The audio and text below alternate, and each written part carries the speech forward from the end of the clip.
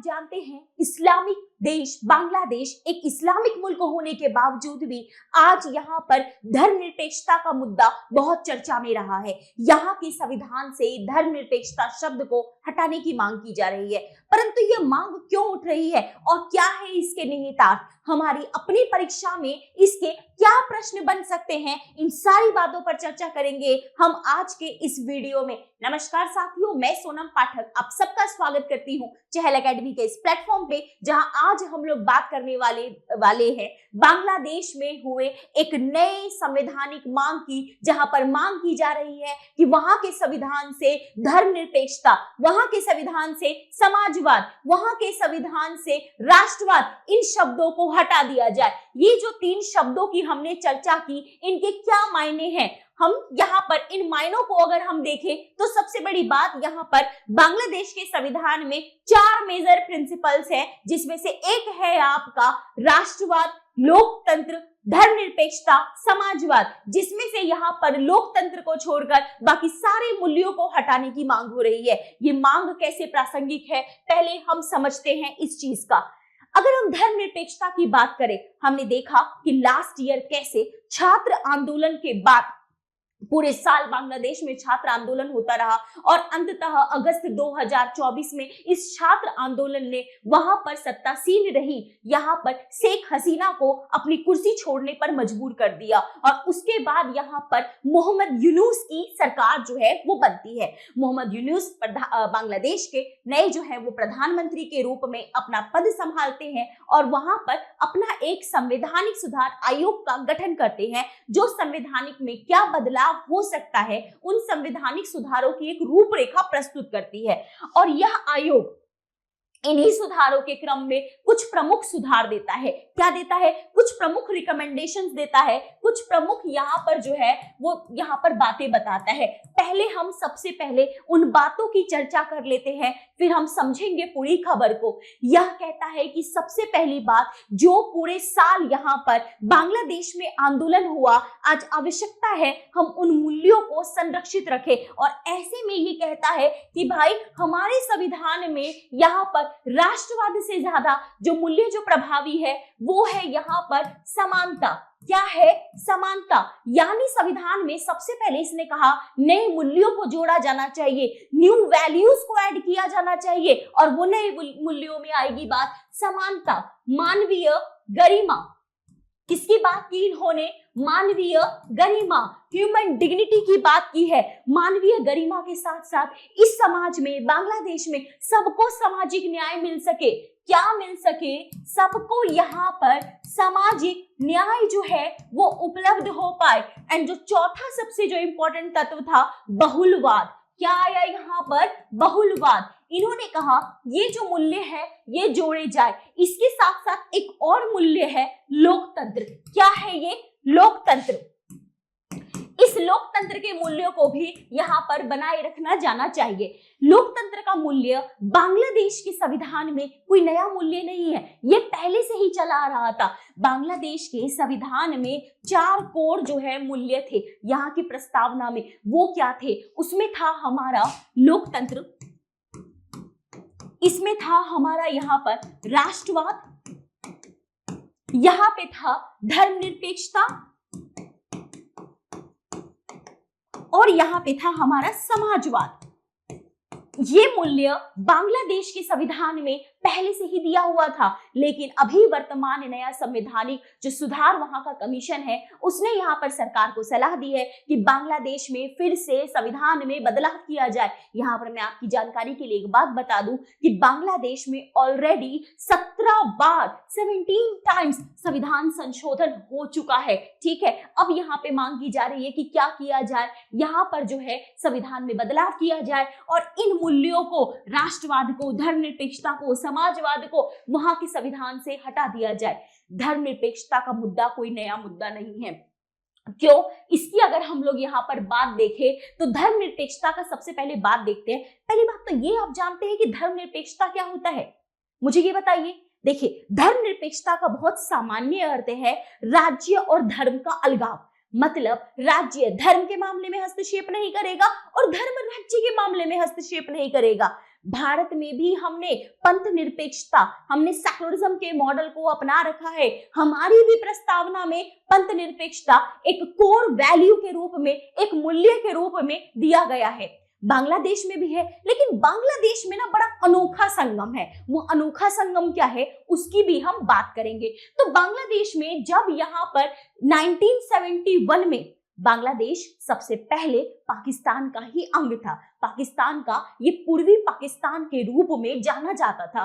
1971 में जब यहाँ पर संघर्ष होता है, यहाँ पर भारत एंड पाकिस्तान दोनों का ही, एंड पाकिस्तान एंड पूर्वी पाकिस्तान का, उस दौरान जो है क्या किया जाता है, भारत की सहायता से यहाँ पर बांग्लादेश का एक पृथक देश के रूप में निर्माण होता है। और बांग्लादेश अपने मूल्यों के रूप में क्या करता है, यहाँ पर जो है अपने आप को एक सेकुलर कंट्री के रूप में, एक धर्मनिरपेक्ष जो है देश के रूप में घोषित करता है। यहाँ पर जो इनके शेख मुजीबुर रहमान है, इनका एक विजन होता है कि बांग्लादेश को क्या करेंगे, एक सेकुलर, एक यहाँ पर जो है पंथ निरपेक्ष, लिबरल, उदारवादी और एक लोकतांत्रिक राष्ट्र जो है वो बनाएंगे। और इसी के संदर्भ में जब ये प्रक्रिया होती है तो पता है वहां पे जो लोग होते हैं, जाहिर सी बात है एक धारा जो होता है बांग्लादेश का वो इसके पक्ष में होता है, परंतु दूसरा धारा कहता है कि भाई ये कहीं ना कहीं मुस्लिमों को तोड़ने की जो है राजनीति है। पाकिस्तान के साथ जब तक हम जुड़े थे तब तक कहीं ना कहीं हमारे एक इस्लामिक वैल्यूज के आधार पर हम उनसे जुड़े थे, अब कहीं ना कहीं अलगाव हो रहा है। तो वो शुरुआत से ही इस सेकुलरिज्म का विरोध कर रहा होता है। फिर देखते हैं क्या होता है आगे। आगे क्या है कि बांग्लादेश के संविधान अपने आप में एक बहुत ही जो है एक अलग जो है बड़ा यूनिक तरह का संविधान हम कह सकते हैं। कैसे, देखिए ज्यादातर क्या होता है कि कोई भी देश अगर सेकुलर होता है, क्या है, कोई भी देश अगर अपने आप को सेकुलर कहता है तो उसका धर्म के साथ वास्ता नहीं होता। सेकुलरिज्म का मीनिंग ही यही है। पर बांग्लादेश का संविधान अपने आप में इसलिए भी अनोखा है क्योंकि उसका आर्टिकल 12, कौन सा, उसका आर्टिकल 12 तो ये कहता है कि बांग्लादेश जो है वो क्या है, ये यहाँ पे सेकुलरिज्म को फॉलो करता है, सेकुलर नेशन। पर इसका अनुच्छेद 2 बांग्लादेश का जो राज्य धर्म है वो इस्लाम को मानता है। एक स्टेट जिसका अपना कोई धर्म है पर्टिकुलर, वह उसके साथ इस चीज को मानता है कि वो एक सेकुलर नेशन है। मतलब यहाँ पर धर्म और धर्मनिरपेक्षता दोनों का सहअस्तित्व पाया जाता है। हम ये टर्म यूज कर सकते हैं कि धर्म के साथ यहाँ पर धर्म प्लस धर्मनिरपेक्षता, दोनों का यहाँ पर क्या है, दोनों का यहाँ पर सहअस्तित्व, ठीक है, दोनों का यहाँ पर जो है सहअस्तित्व जो है वो हमें देखने को मिलता है। लेकिन दोनों का साथ में सहअस्तित्व हो, जाहिर सी बात है समाज का एक जो धारा होगा वो इसका विरोध करेगा। और उसी विरोध में हम देखते हैं कि यहाँ पे पूरी जो प्रक्रिया रही है वो यहाँ पर अमेंडमेंट्स की, बहसों की चलती रही है। लेकिन अब यहाँ पर बात करें तो इनमें एक हमें आंतरिक विरोधाभास देखने को मिलता है। इनहेरेंट यहाँ पे जो है क्या है, हमें एक विरोधाभास जो है, अंतर्निहित एक विरोधाभास देखने को मिलता है। किसके बीच में, राज्य और धर्म के बीच में। इसी को लेकर मामला गया यहाँ के कोर्ट में। कहाँ गया मामला, बांग्लादेश के कोर्ट में। और बांग्लादेश के कोर्ट ने ये कहा कि ठीक है भाई, हमारा अपना एक यूनिक फीचर है, अच्छी बात है। बांग्लादेश का जो सेकुलरिज्म है ना तो वो धर्म के मामले को प्रभावित करता है और ना बांग्लादेश ने जो अपना धार्मिक व्यवस्था को अपनाया हुआ है ना ये यहाँ के सेकुलरिज्म के मॉडल को हार्म कर रहा है। मतलब हमारे कॉन्स्टिट्यूशन के बेसिक स्ट्रक्चर को हार्म नहीं कर रहा। याद रखिए ये बांग्लादेश के बेसिक जो है जो उनका जो स्ट्रक्चर है उसकी बात कर रहा है, ना कि इंडिया के। तो यहाँ पर क्या कर रहा है कि वहां के कॉन्स्टिट्यूशन का जो बेसिक स्ट्रक्चर है उसको कोई हार्म नहीं कर रहा, उसको कोई नुकसान नहीं पहुंचा रहा है। तो भाई ये जो दोनों हैं वो साथ में रह सकते हैं। तो यहाँ पर अब क्या हुआ, इसको सुप्रीम कोर्ट से वैलिडिटी जो है वो मिल जाती है और तब से दोनों का सहअस्तित्व चलता ही जा रहा है। लेकिन यहाँ पर अगर हम बात करें, जब सुप्रीम कोर्ट ने इस पर वर्डिक्ट दे दिया तो बाद में इसके निहितार्थ क्या निकल कर आए।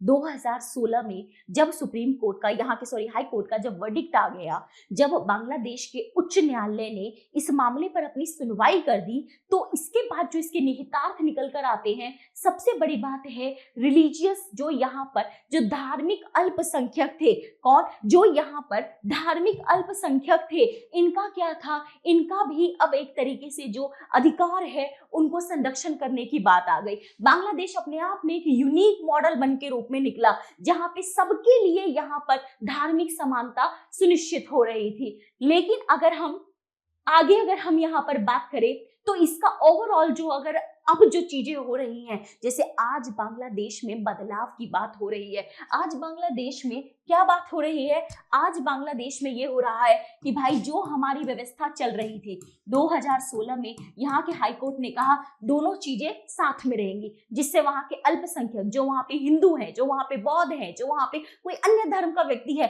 वो भी अपने आप को बहुत सुरक्षित महसूस कर रहा था। लेकिन अब जब यहाँ पर अब बात हो रही है कि वहां पर एक तरीके से धर्मनिरपेक्षता को, वर्ड को ही हटाया जाएगा, राष्ट्रवाद को हटाया जाएगा, वहां पर समाजवाद को हटाया जाएगा, यहाँ पर और भी कई बदलावों की चर्चा है। और बदलाव जैसे कि यहाँ पर कुछ और प्रमुख बदलाव है, जैसे कि अब ये लोग बात कर रहे हैं कि भाई संसद में भी बदलाव लेकर आओ। संसद में कैसा बदलाव लेकर आओ? संसद में बदलाव लेकर आओ कि भाई संसद को यहाँ पर जो है एक तरीके से द्विसदनीय व्यवस्था की बात कर रहे हैं। किसकी बात कर रहे हैं? द्विसदनीय व्यवस्था की, जिसमें ये कह रहे हैं कि जो संसद का हमारा यहाँ पर अपर हाउस है, जो हमारा उच्च सदन है, उसको सेनेट बोला जाए। क्या कहा जाए? सेनेट कहा जाए। और जो निचला सदन है, जिसको हम अपने देश में लोकसभा के नाम से जानते हैं, बांग्लादेश कह रहा है कि उसका जो निचला सदन होगा उसको यहाँ पर नेशनल असेंबली बोला जाए। क्या कहा जाए? नेशनल असेंबली कहा जाए। और कह रहा है कि जो प्रधानमंत्री का जो पद होगा वो 2 साल से ज्यादा, मतलब 2 बार से उनका ज्यादा कार्यकाल नहीं होना चाहिए। 2 बार मैक्सिमम कोई व्यक्ति जो है वो यहाँ पर प्रधानमंत्री बन पाए। और सबसे बड़ी बात कि इनका जो पूरा ओवरऑल कार्यकाल है वो भी 4-4 वर्ष का किया जाए। ये सारे सुझाव ही हैं, लेकिन इनमें जो सबसे बड़ी बहस थी वो बहस थी धर्मनिरपेक्षता और समाजवाद की। जब धर्मनिरपेक्षता और समाजवाद शब्द को यहाँ के संविधान के सुझावों को अगर अपना लिया जाता है, पहली बात तो अभी अगर बांग्लादेश में कोई भी कॉन्स्टिट्यूशनल अमेंडमेंट करना हो तो 2/3 मतों के समर्थन की आवश्यकता होती है। लेकिन ये भी मांग की जा रही है कि इसको भी बदला जाए और बदल के इसको जनमत संग्रह के आधार पर किया जाए। अगर जनमत संग्रह इस बात पे पक्ष में निर्णय देता है तो क्या इसके आगे इम्पैक्ट होंगे? देखिए, इसका इम्पैक्ट अभी हमने लास्ट ईयर देखा था कि बांग्लादेश में हिंदुओं जो थे उनके ऊपर किस तरीके से उनके साथ घटनाएं घट रही थी। हो सकता है आगे आने वाले टाइम में उनके लिए वो टेंशंस और बढ़ जाए। दूसरा सबसे बड़ी बात ये है यहाँ पर कि एक आइडियोलॉजिकल जो फाउंडेशन पूरी दुनिया में जो बांग्लादेश को लेकर एक छवि है, उस छवि में भी हमें यहाँ पे बदलाव देखने को मिल सकता है। यहाँ पर जो धार्मिक रूप से अल्पसंख्यक लोग हैं, ये यहाँ पर क्या है, इनके लिए थोड़ी चिंता वाली स्थिति हो सकती है। इकोनॉमिक पॉलिसी शिफ्ट, आर्थिक नीतियों में भी यहाँ पर बदलाव हो सकता है, क्योंकि अगर कहीं ना कहीं समाजवाद शब्द को हटाया जाएगा तो यहाँ पे जो राज्य के द्वारा जो जन कल्याणकारी नीतियां की जा रही थी वो कैसे यहाँ पर जो है किस तरीके से जो है वो की जाएंगी। क्योंकि कहीं ना कहीं समाजवाद का सिस्टम हटा रहे हैं, इसका मतलब कहीं ना कहीं अब इकोनॉमी मोर जो है कैपिटलिस्ट होती जाएगी, जिसमें जो गरीब वर्ग है उसकी कहीं ना कहीं हाशिए पे जाने का डर है। इम्पैक्ट ऑन नेशनल जो है आपकी यूनिटी। अब यहाँ पर क्या है कि इस वाले जो है प्रस्ताव से यहाँ पर बांग्लादेश अगेन 2 धड़ों में बट गया है, जिसमें एक धड़ा तो इसके साथ खड़ा है तो दूसरा इसके कड़े विरोध में। ऐसे में ये राष्ट्रीय सुरक्षा को भी खतरा जो है वो पहुंचा सकता है। ग्लोबल परसेप्शन, वैश्विक जो है, जो एक तरीके से रुझान है उनका, जो एक परसेप्शन बना हुआ है बांग्लादेश को लेकर, उसमें बदलाव आ सकता है। अब यहाँ पर हम कुछ प्रश्न, इस प्रश्न को देखें, इससे पहले हम कुछ और प्रश्न को देखते हैं अपने एग्जाम पॉइंट ऑफ व्यू से। हमने समझा हमारे से यहाँ पे कैसे प्रश्न पूछे जा सकते हैं। बांग्लादेश में चीजें बदल रही हैं, बदलेंगी नहीं बदलेंगी, बात का विषय है। हम समझते हैं हमसे ये कैसे जुड़ा हुआ है, हमारे संविधान से कैसे जुड़ा हुआ है। तो भारत का संविधान वर्सेस बांग्लादेश का संविधान, ठीक है। पहली बात तो बांग्लादेश बना ही काफी लेट, 1971, 17 बार संशोधन हो चुके हैं। हमारे संविधान में भी अमेंडमेंट्स हुए हैं, ठीक है, 100 से ज्यादा संशोधन हो चुके हैं, लेकिन फिर भी हम अपने संविधान को क्या कहते हैं, हम लिविंग डॉक्यूमेंट कहते हैं। क्यों कहते हैं? क्योंकि हमारा संविधान समय परिस्थितियों के आधार पर संशोधन करने की आजादी देता है, सेम बांग्लादेश का भी देता है। लेकिन बांग्लादेश के संविधान में जिन मूल्यों को संशोधित करने की बात की जा रही है, कौन से मूल्यों को यहाँ पर बात की जा रही है? पंथ निरपेक्षता को। क्या भारत में पंथ निरपेक्षता को अमेंड किया जा सकता है? पहली बात तो ये देखिए, क्या भारत की प्रस्तावना में पंथ निरपेक्षता शब्द है? हम कहेंगे है। क्या भारत की प्रस्तावना में लोकतंत्र शब्द है? हम कहेंगे जी हाँ, ये भी है। क्या भारत की प्रस्तावना में राष्ट्रवाद शब्द है? बताइए। राष्ट्रवाद शब्द भारत के प्रेम्बल में, नेशनलिज्म शब्द भारत के प्रेम्बल में नहीं है, ये भी आप ध्यान में रखिएगा। ठीक है। क्या भारत के यहाँ पर संविधान में समाजवादी शब्द है? समाजवादी शब्द है, हम कहेंगे है, लेकिन क्या भारत में इनको संशोधित किया जा सकता है? हमारा जवाब होगा नहीं। क्यों? क्योंकि सुप्रीम कोर्ट ने अपने क्या है, सुप्रीम कोर्ट ने एक सिद्धांत दिया है, जिस सिद्धांत को हम कहते हैं डॉक्ट्रिन ऑफ बेसिक स्ट्रक्चर, मतलब आधारभूत ढांचे का सिद्धांत या फिर मूल ढांचे का सिद्धांत। इस मूल ढांचे के सिद्धांत के अंतर्गत संविधान, हमारी संसद कुछ मूल्यों को संशोधित नहीं कर सकती है और ये मूल्य हमारे संविधान के इसी बेसिक स्ट्रक्चर में आते हैं। तो ये हमने समझा बांग्लादेश और भारत के क्या कोर वैल्यूज है। बांग्लादेश अगर अपने यहाँ ये संविधान में संशोधन करता है तो उसका क्या प्रभाव हो सकता है। अब चलिए चलते हैं मेंस के प्रश्न पे। मेंस का प्रश्न जो हमारे पास दिया गया है क्या है, discuss the potential impacts of removing secularism and socialism from Bangladesh constitution as proposed by the constitutional reform commission. Constitution reform commission के द्वारा, मतलब यहाँ पर संवैधानिक सुधार आयोग के द्वारा जो बांग्लादेश में सुझाव दिया गया है, क्या सुझाव दिया गया है कि भाई सेक्युलरिज्म मतलब यहाँ पर पंथ धर्मनिरपेक्षता और समाजवाद शब्द को हटाया जाए। इसके बारे में इसके आपको प्रभाव बताने हैं। पहली बात। आगे क्या कह रहा है, how might these changes affect the countries political identity and minorities right, या कैसे इस यहाँ पर जो राज्य मतलब जो बांग्लादेश है उसके किस प्रकार ये यहाँ की उसकी पहचान को और यहाँ पर अल्पसंख्यक के अधिकारों को प्रभावित करेगी। तो ट्राई कीजिए इसके आंसर का लिखने का और बताइए हमें कैसा लगा आपको ये वीडियो। इस वीडियो में फिलहाल इतना ही है, मिलेंगे आपसे आगे नेक्स्ट वीडियो में। Thank you very much. जय हिंद।